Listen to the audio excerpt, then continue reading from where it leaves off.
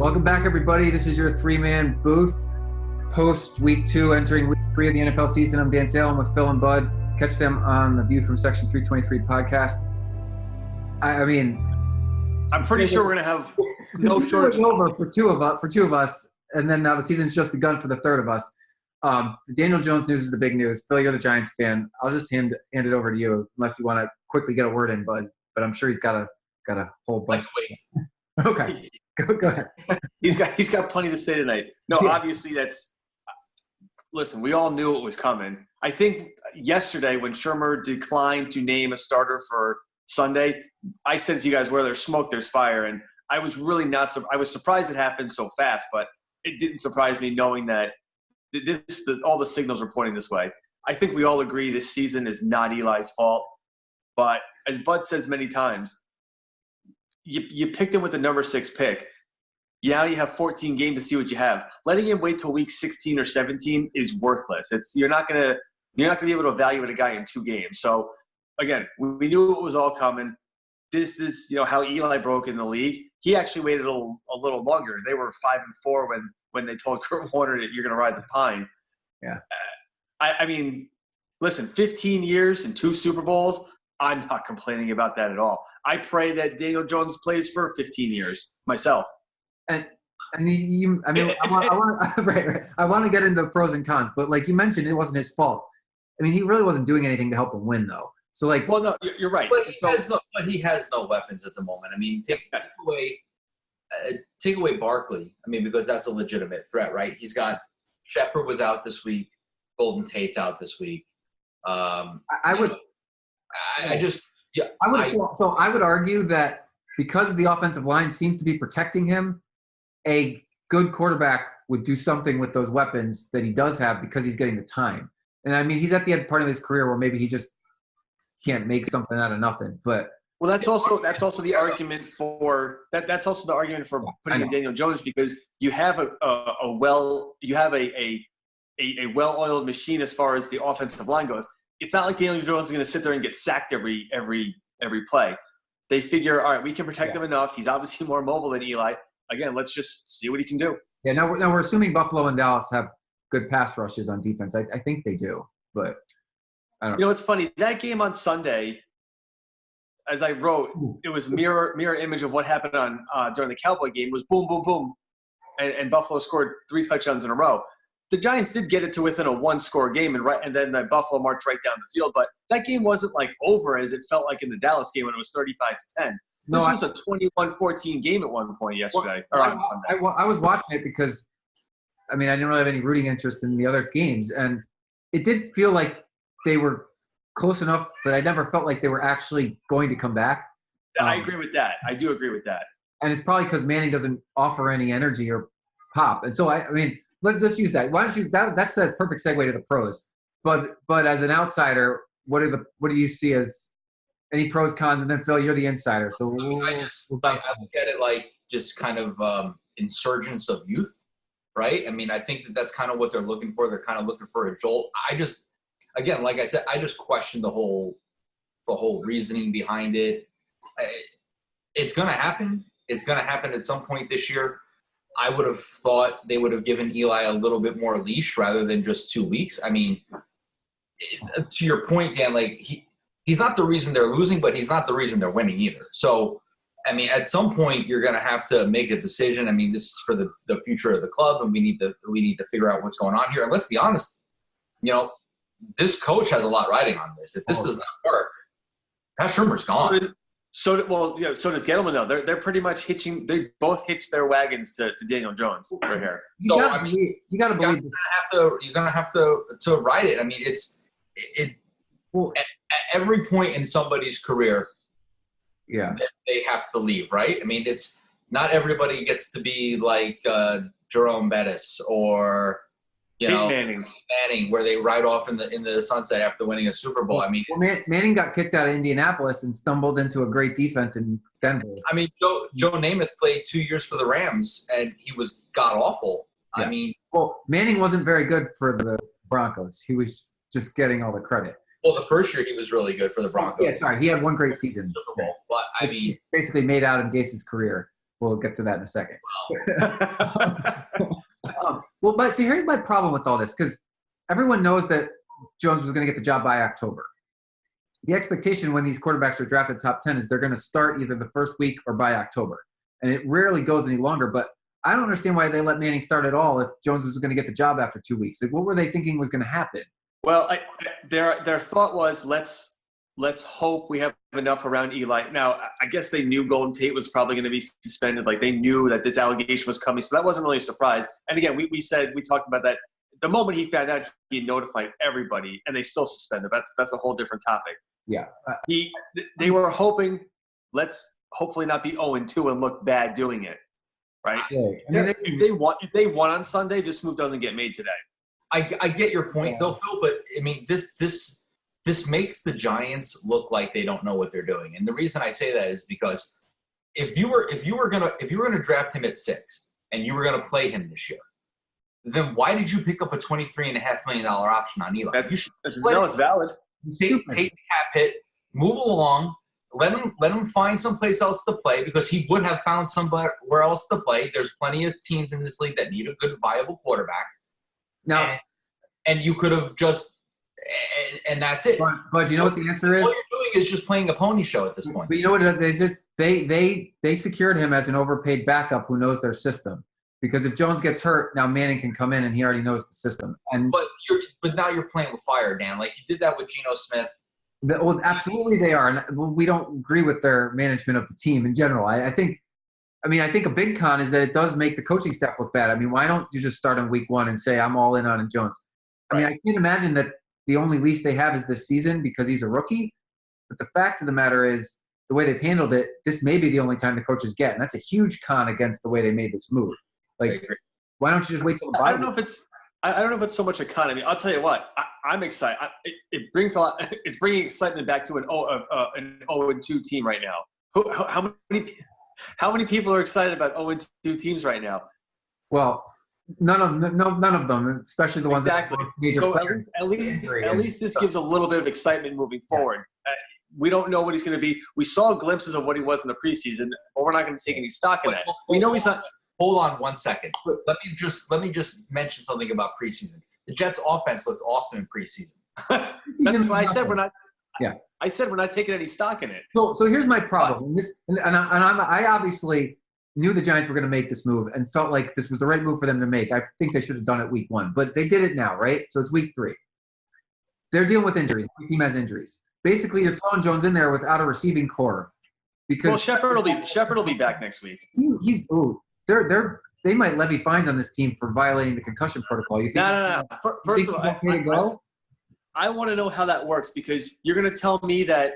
First of all, how many NFL people are at those games and their only job is to sit there and try and figure out who's getting up woozy after a hit? You can't put that all in the Giants organization. That's fine. That's fair.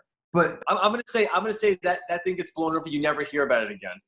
I guess my point is, if he starts week 1, the team is at its full strength. The best. But it's not, though. No, but now it's not. So it's absolutely You're right. So if he looks terrible and humiliates himself in his first game, why start him now? What was the decision? Like, because let me tell you something. I listened to a lot of sports talk radio today just for the hell of it. I wanted to hear what people were saying. So-called fans. I don't believe any of the media, because everyone's like, oh, he should have started week 1. Again, they're all phonies. I said that many times. They're all phonies. I wanted to hear what the actual fans were going to say. Yeah. And I was surprised with the amount of Eli hate that was coming in through the phone lines today. I mean, these guys they couldn't wait to get rid of Eli. I mean, he had. So if you want to ask the fan base, they love this move. Well, they love it because they're sick of watching Eli go 6-10 for the last 3 years, and I don't blame them. Or whatever it was. No, 6-10 would have been great. Yeah, so I don't blame him. I think it was a good move. But it just – everything the Giants have done over the last 3 or 4 seasons just looks foolish. Like, it's just the way they're going about it. Like, why not just name him the starter yesterday? Why say we haven't decided? Why? Well, because technically NFL teams don't start practice till Wednesday for the following week. Okay. Monday's an off day. Maybe you do something today, but Wednesday's really the first day of practice. Here's my thought. Remember when Mayfield came in the fourth quarter last year and rallied the team to a victory?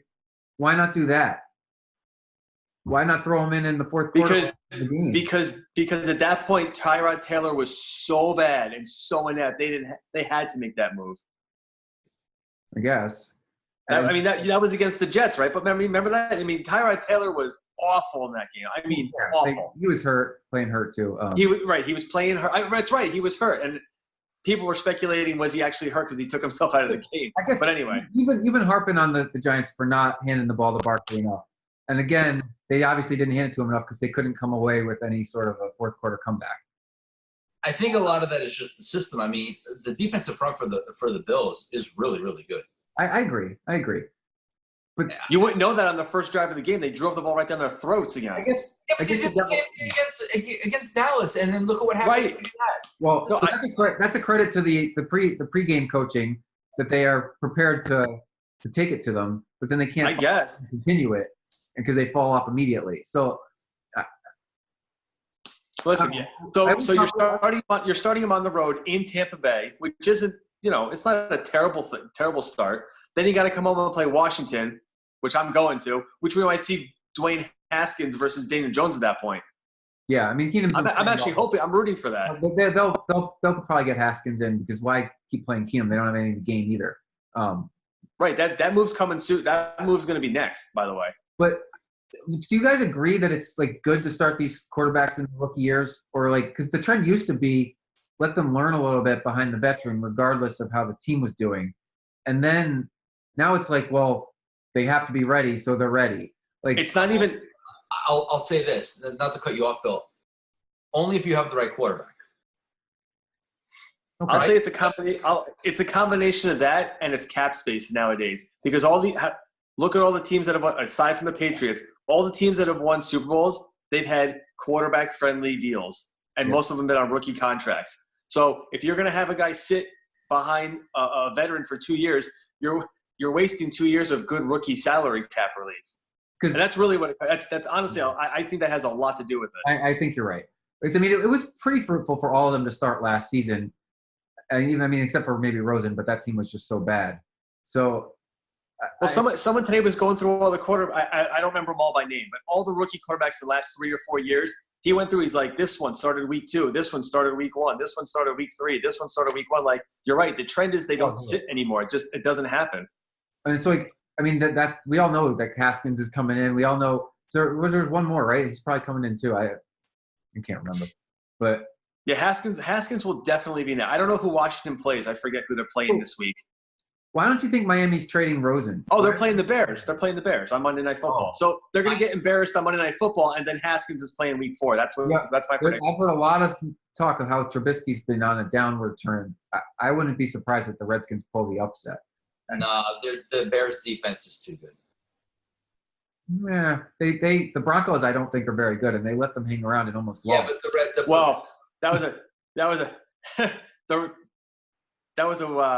the end of that game was a little fishy. Yeah, right, so I don't think the Redskins have any legitimate weapons. So, yeah, but they're the Bears. Well, you got Allen Robinson, you got David Montgomery, so they have pieces. David whatever. Not anything yet, and I know it's only 2 games into his pro career, but he certainly hasn't impressed like people thought. I'm sure that at this point, I have Tariq Cohen, and I got to dump him. That guy stinks. But Tariq Cohen's not a running back anymore. He's essentially a slot receiver. I know what happened. It's awful. I have no idea. And here's how you look at it. They got rid of Jordan Howard, and Jordan Howard is buried in the depth chart in Philadelphia. He's not even getting any looks. No, either. I'm sure Chicago could probably utilize and probably want a little bit of that running back help. He did have 9-10 touchdowns last year, but that's beside the point. Well, so I want to circle back because I tossed it out and then you kind of ignored it. The Dolphins are trading everybody, and they haven't even teased trading Josh Rosen yet. Breeze is out for 2 months. The Jets are out, 2 quarterbacks. Yeah. No one's trading for Josh Rosen. No one's trading for Josh Rosen. And the same. Yeah, but the same situation is completely different, Dan. They signed Teddy Bridgewater to the highest. And Breeze is coming back. To the highest paid backup because of this situation. Like, they view him as the No. parent to Drew I Brees. agree. But, like, everyone likes Rosen better than Mason Rudolph, and so the Steelers are all in on Rudolph. I mean, I just think Rosen's got value to a lot of teams. I mean, I don't know who the no-name guy doing well in Jacksonville is, but Oh, yeah. Gardner Minshew. I couldn't remember the name last week. Gardner Minshew. So Rosen still has some value in my opinion. He hasn't lost it because they aren't playing him. So do you? All right, hold on. You want to see the Jets trade for him? oh no, I don't. no, let me ask you a question, and this is a little far fetched. And I know that I'm probably just drinking the Kool-Aid or whatever I do because I'm stupid. The Jets need a quarterback. So What? But no, I don't agree. I don't think they do because I think that no matter who plays for them, they're going to lose against the you Patriots. watched the game last night, Dan. Yeah, we'll segue here. Let me start. We'll segue. I don't think that they need a quarterback because I think that no matter who starts for them, they're going to lose to the Patriots next week. And I do think that Darnold's going to be back for Philadelphia. If he misses the Philly game, then he's back for Dallas. It's not worth it for a 2-game segue with there's a bye in there. It's not worth it. Now They need a viable backup though, because Simeon's out. Falk cannot be the backup. Okay, all right, so that's fair. They need a backup. They don't have a backup quarterback. I liked what I saw from Falk. He kind of did the best he could in a crappy situation. He didn't hurt them, which is more than you could say for a lot of quarterbacks. So did you notice that when Falk came out, it kind of energized the team a little bit? that's what the announcers were saying, that he does that and he rallies the team. And it's like, okay, I mean, I didn't expect him. Know what he's talking about, dude. They were awful yesterday. All I'm saying is he didn't throw any picks. I'm gonna go off on a diatribe for a second because the media seems to have like an unnatural relationship with Baker Mayfield right now. But that dude, yeah, he's got a nice arm. If not for that one OBJ touchdown bomb, he did not have a very good football game. No, he did. He threw a pick. The Jets defense were getting to him constantly. He was making poor decisions. He had that one big bomb to play, and all of a sudden the Browns looked great. It wasn't even a bomb. It was a slant pattern that OBJ did all the work on. The Jets have a weak secondary, and the Browns looked bad except for 1 or 2 plays on offense. So the Jets are worse, don't get me wrong. But I was not impressed, and yet the media has a hard-on for Baker Mayfield, and I can't understand it. So I'm with you. I am 100% with you on that one. Now, Bud, you go off on the Jets because I don't disagree with you. I don't know. I have a feeling I know what you're going to say, but I didn't really watch. I was fast forwarding. I had paused it. I was fast forwarding. It was. Well, I mean, listen. I mean, it was unbearable to watch. It was. I mean, it was like, and it's funny because Phil sent me a thing of Greeny from ESPN. It was. Oh, I did. it was literally like watching an NFL team playing a high school team. They couldn't move the ball. They couldn't throw the ball. Le'Veon Bell touched the ball 31 times yesterday. Like they are going to kill him. Man, their offensive line is so bad, it's unbelievable. They have no offensive line. If I have to see him get a handoff and hit 5 yards behind the line of scrimmage another time, I'm going to break my brand new TV. So I don't know what to do. Because I can't help but speak to the positive. The fact that he actually broke some plays and looked halfway decent is a real credit to him, considering how bad that line was playing. There was an image. There was an image that I follow all these Jets people. So forgive me if I don't know who exactly it was, but there's an image of Le'Veon Bell trying to break tackles, and there's like 4 or 5 Browns trying to get him, and the entire Jets offensive line is either on the ground or just standing looking at. Well, their quarterback had no time to. Their quarterback had no time to throw either. I mean, that was a dirty late hit that knocked Simeon out when his ankle got penalty for it too. And right. How many times can Myles Garrett jump off sides? Oh my God! It's like he jumps the snap count. You know that he said he set the record last season. I think he had over 10. He had 3 in the game. He just jumps every single play, and well, so this team is going to. I don't even want to imagine how bad Sunday's going to be. It's going to be a bloodbath. 22.5-point spread, by the way. By the way, here's the thing. I don't think. I mean, I don't know if Mosley's going to play, and why bother? Just take the extra 2 weeks to heal at this point. But when he was in week 1, the defense actually looked pretty awesome. Now, I mean, like they just had a way about them, right? Last night, I could see how they can be good down the road because they had these moments where they just were shutting them down and doing things and getting in the offense's head. Now, ultimately, they gave up 23 points. I mean, at 16, I'm going to erase that one play. It's like if the defense gives up 16 points a game, the Jets should win every game. So, yeah, they were getting to Mayfield too, and making him hurry and making him change his mind number. So they were getting to Mayfield too. Yeah, I guess my point is I have something to be excited about in 2 weeks of some potential that this team could actually be fun to watch, at least one aspect of the game. You mean to tell me? You mean to tell me with a straight face, okay, that you try to keep it, that you can honestly look at their schedule over the next 7 weeks and say that this is not an 0-7 football team? I was thoroughly unimpressed with the Eagles this past week, and they almost lost week 1. That there is a chance that by the time the Jets play the Eagles are a very average football team, whereas they came into the season very high. And so that is and you'll have Darnold by it. That is the only winnable game they have. They're going to be coming off a bye, having had 2 weeks to prepare. Their whole defense should be healthy. If Darnold's back, the offense is healthy. That is their best chance at a win. Otherwise, they're going to lose to the Patriots twice, and the Cowboys look really good. So, I mean, that's their best chance at a win. You're just There's no way. They played an average team against Cleveland, and they looked like they couldn't do anything. Now, again, you read my article on BuzzChomp, by the way. There's excuses across the board, right? Oh, it's a third-string quarterback. Their defense is on the field too long. Time of possession was way out of whack. Yada yada. To me, listen, they're professional football players. They're all excuses. Well, I'll be honest. Figure it out because you know what? When it comes time to do it, you got stupid 15-yard penalties that continue the drive, right? That next play right after that holding penalty, which by the way, that's holding. The next play, Chubb scores a touchdown, untouched basically, right into the end zone. It's a comedy of errors, and it's very frustrating to watch because I know. Because it just doesn't give us any hope. We can both agree that the team played 1 good half of football and 3 bad halves. So 25% of their season so far has been good. The other 75% sucks. It's not great. I don't want to watch them play on Sunday.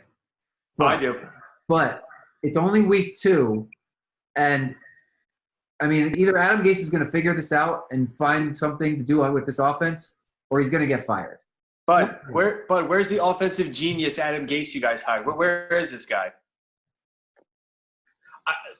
I know that like every time I talk, Dan just rolls his eyes and he laughs. Like I love it, but I just don't get it. Like this guy was brought in to lead like a new offense. This team is worse than what it was last year, and they were awful last year. Well, that's why. So there's a good chance that the Jets could play the Giants, and both of them might have 1 win. So think about that. I don't disagree with you. I'm just reminding myself of like how the Colts went 1-6 last year, and how we don't quite know what could happen to a team, especially with an early season bye. I'm not expecting anything. Don't get me wrong, but I'm not willing to write off the possibility of them fixing this. I'm not suggesting they're going to make the playoffs, but it's the difference between 6 to 7 wins and 1 win, like you said. I'm not writing off the chance that they fix it. Let me throw something out at you. So I read this, and I don't remember where I read it, but Sam has the mono, right? And it's not about him being sick; it's about his spleen. Right. Now the thing is that with mono, they don't know how long it takes the spleen to recover. So this one doctor, I forgot where I read it. He said that there could be a real chance that he doesn't play this year. I know. I'm aware of it. That might be the extreme, though, right? Yeah. No, that's the extreme. Absolutely, that's the extreme.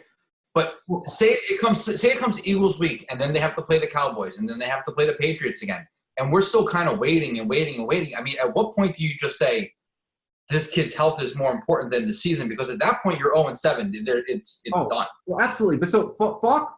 So Falk is a second-year guy, and I got to be perfectly honest. I was extremely impressed that he did not turn the ball over at all yesterday. So if he can play smart like that, and Adam Gase does anything with this offense, and the offensive line even shows marketable improvement, they're going to be competitive against the bad teams. They're not going to be competitive against the really good teams, but I don't think that any miracle could make them competitive against the Patriots right now. So it was nice to see Robbie Anderson, show up, make a catch yesterday. It's a garbage time, dude. Give me a break. They need the receivers and the playmakers other than Le'Veon Bell to make plays. You know that it was like 3rd and 15 every single one. Yeah.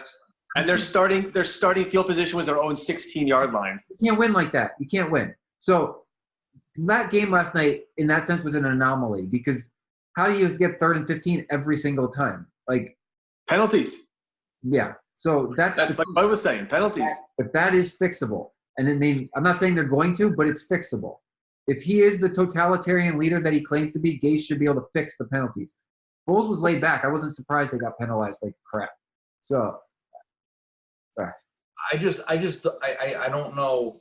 So, can we segue? I don't know. Final thoughts. Then we got to segue back because we could just talk about this in circles for hours, right? Go. Do you have any hope or any expectations of anything changing? Not until we play Miami. Because Miami's going to two wins, baby. Is going to be terrible, and they're clearly in tank mode. I don't know how this team fixes it right now. I mean, they are, going into the season, we thought they were like 1 or 2 pieces away, and we thought they would be close. They are light years away. I mean, the Patriots are going to go undefeated. It really comes down to the offensive line, and it's unbelievable how bad the Jets' offensive line is playing right now. But again, that chemistry can be fixed if their center actually lives up to his former Pro Bowl potential, which he's not. He took him out this past game. So, he's not. So, by the way, Trumaine Johnson didn't play until the last 3 snaps of the game yesterday. No, he got benched. I mean, I don't know. I mean, he might not be very good anymore. Who knows?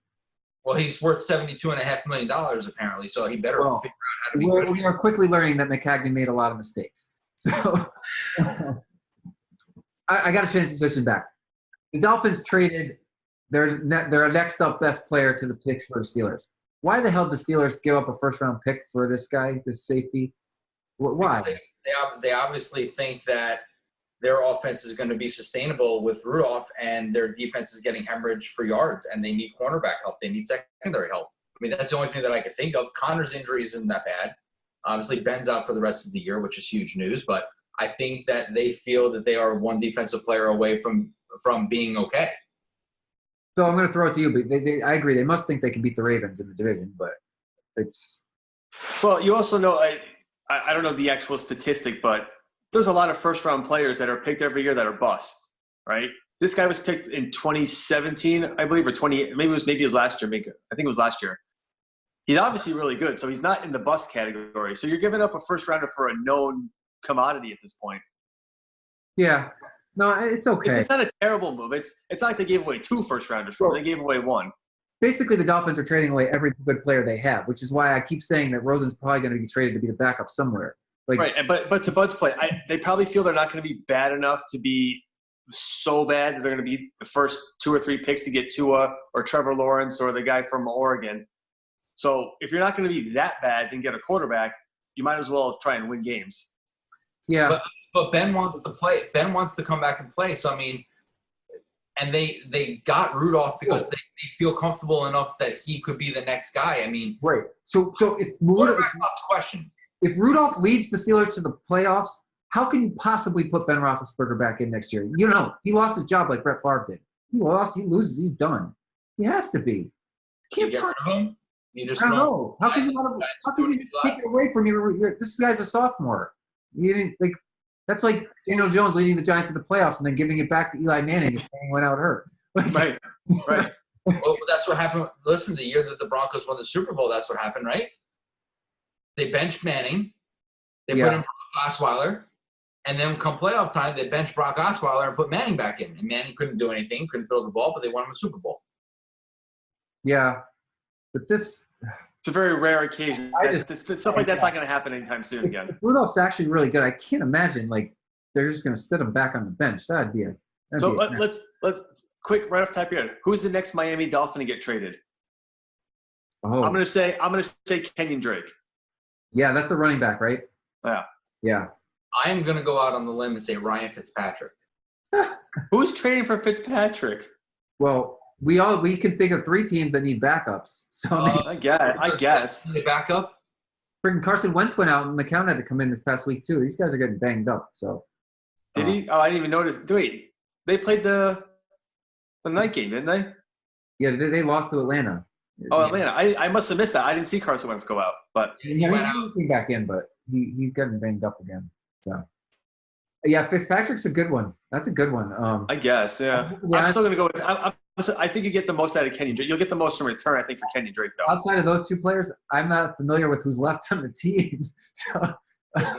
There's literally nobody.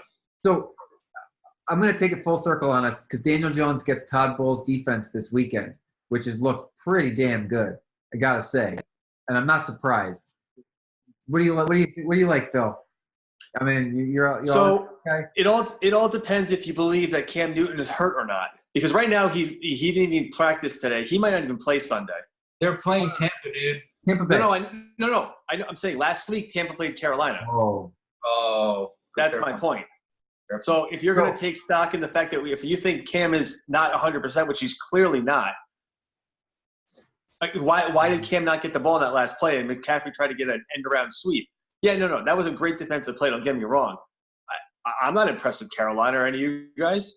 Well, no. I mean, they're going to be bad this year. That's so right. So I said – I think I said when I wrote – I think I said when I wrote, I don't have a read on Tampa because they got blitzed by the Niners in week 1, and they had a great defensive stand when it counted in week 2. It's like I just don't have a read on Tampa yet.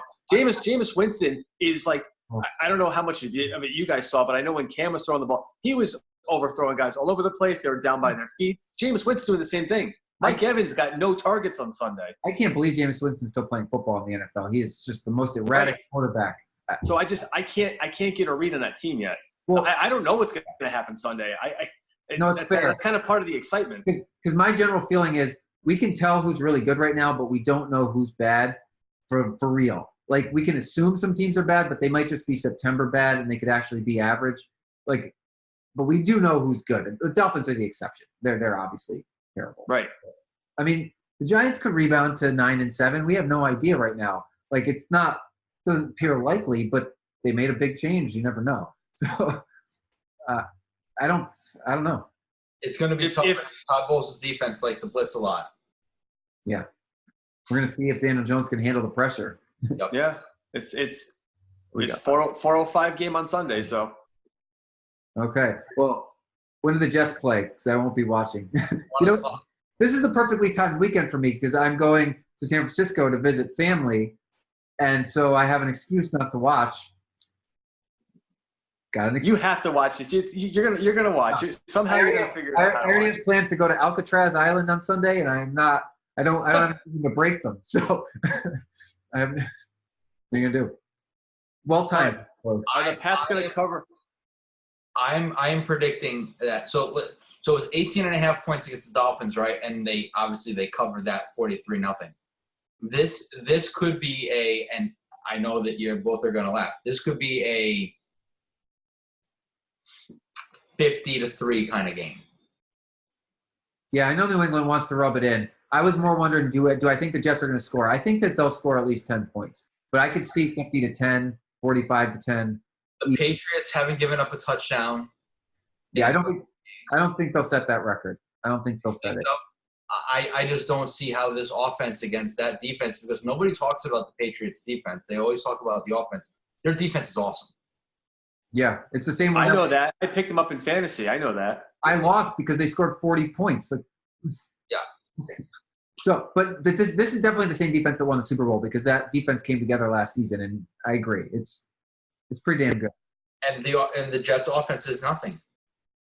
I don't know how they move the ball. I really don't. And the Jets' secondary is terrible. and Tom Brady's just going to carve him up. It's gonna be really bad. It's gonna be like, a couple of years ago they played them in Christmas Eve and they won. They had 41 points in like the third quarter. It could be that. It could be that kind of gaming. So if this is really like a terrible, terrible team, right? And we're looking at a top 5 pick again. There are a couple teams that are obviously all in on quarterbacks, but the Jets won't be.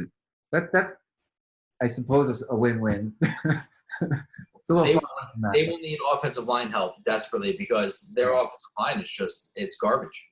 I can't believe that they ignored it so much. Like, it took the Giants years to come around on that, but if they got it in place, it's really good for Jones and for Barkley. So, right now it's good for them, but the last 5 years, that offensive line on the Giants was garbage. I mean, that look what happens when you ignore offensive line. You don't do anything. Well, this is like a no-brainer to me because I don't know how these general managers keep their jobs and not think about the offensive line, which is why I like the Joe Douglas hire because he's a lineman, he's a trenches guy, so he'll work on that as much as he can after this season. But there's no wonder the Jets were so bad with McCagnon because he never bothered to draft a lineman, let alone he tried to like patchwork sign him. Oh, mess. It doesn't work. It doesn't work that way. How long until you hear some of these disgruntled Jets players? We already heard it. Jamal Adams unfollowed him on social media after he got benched, and there's speculation he wants out. And I'm like, please. Who, Jamal Adams? Yeah. He unfollowed the Jets when? Yesterday after the game, whatever. Right after the game, he deleted them out of his profile descriptions. Oh. So yesterday was the day we saw it happen. I don't know if he actually wants out. He was just upset, but we can't afford to lose. He played almost the whole game, right? Yeah, but he got benched at the end, I think, because remember he had that penalty that really hurt them. I think they benched him a little bit after that. It wasn't a penalty. Well, but that's beside the point. You know how the quarterbacks get babied and they love Baker Mayfield. How much time I can't see for shit. We're done, aren't we now? We got a minute and 10 seconds left. I got nothing left to say on the Jets. I wish the Giants and Daniel Jones the best of luck. I pray this guy wins a Super Bowl just to shove it in everyone's face. That's what I pray for. I'm like holding it together. Right. Yeah, well, it's not going to happen this season, Phil. But no, I know that. I'm saying down the road, just to shove it in everyone's face because they claim they knew what they were talking about. I pray that just for nothing else. You wrote your "I Told You So" article. I hope you get to write another one next week. Well, I don't know if I'll be writing it that quickly, but well, listen, we'll see. We'll see a lot on Sunday. I gotta write something on the Jets, but Bud keeps taking the words out of my mouth and putting them in more interesting and vulgar ways. So far, but yeah, don't watch on Sunday, Bud. Watch something else so you don't have a heart attack. And we can do the show next. I gotta work on Sunday, so we're saved. Okay. I'll watch for you guys. Yeah, I'll watch it on delay when I get home. All right. Well, it's been an interesting ride. Season feels long already. It's only 2 weeks. 2 weeks in. Till next week on the Free Man Booth. All right. See you later. Thanks for watching BuzzChomp. Subscribe and share. Subscribe and share. Subscribe and share. Share. Woo.